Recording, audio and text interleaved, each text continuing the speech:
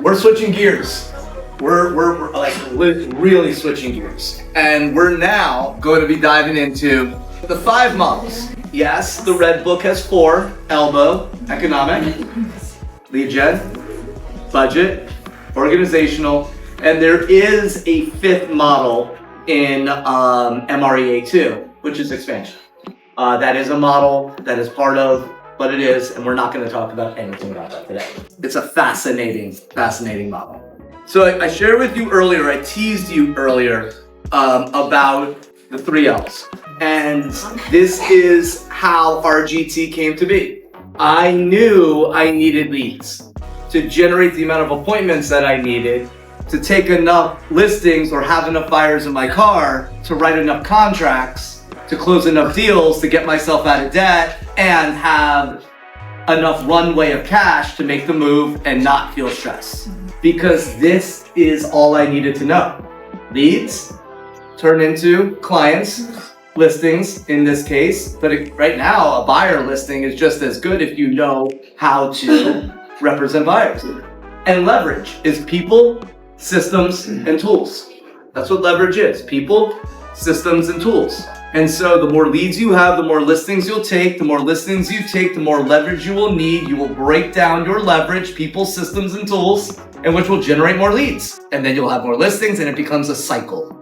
So the triangle works in a cycle. So we're gonna start with the economic model. So what you're gonna see over the next couple hours is I'm gonna weave back and forth between the foundational red book and what we leverage at GloverU. And my goal is for you to pick what you like of each one and use what you want, but use something that you will use over and over again that you understand how to use. So in the economic model, we're gonna build this out together. I'm gonna share my screen and we're gonna do a couple together. I'm gonna show you how to do it. So if you would like to do yours, I'm gonna do 2 of them, and I'm gonna show you how to do it, walk you through it, and we'll play in the sandbox together. So this is what the economic model does. It reveals how many units you need, in other words, closings, that's a unit, how many appointments you need, and what your conversion rates are. So if you go on 10 appointments and you take 5 listings, that's 50%. If you take 10 listings and 5 expire or cancel, that's 50%. You learn your conversions, not just your outcomes. So the economic model tells you how many appointments, how many closings, and what your conversion rates are so that you can duplicate results. That's the math equation. It identifies areas of improvement, which is why I shared with you, I start every one of my coaching calls with the numbers.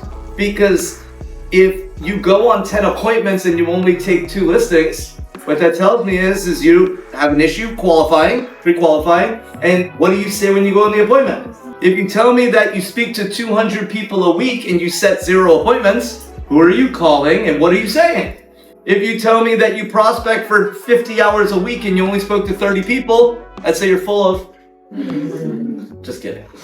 Just kidding. But the numbers tell the story. The numbers tell a story. And so this allows you to build mastery in your business, and we're gonna touch in later on the profit first model. We're gonna get into that a little bit in the budget model. And it allows you to hold benchmarks. The economic model allows you to stay out of emotion and stay in logic when it comes to your business because it's benchmarks. And it allows you to make sound economic decisions inside your business so you're not just throwing money at things. Because real estate agents make stuff up, but numbers don't lie. And the numbers are all that matters in running a business. And I don't have this in my notes, but I just thought about it. The reason most restaurants fail is because they don't run an economic model. They run an emotional model that I know how to cook, and I believe that they do. But if you have a spot that only has 3 tables, and your rent doesn't match the amount of outflow you could possibly have inside the restaurant, it's just a math equation at some point. It's just attrition. Does that make sense? This is the exact same thing in a business.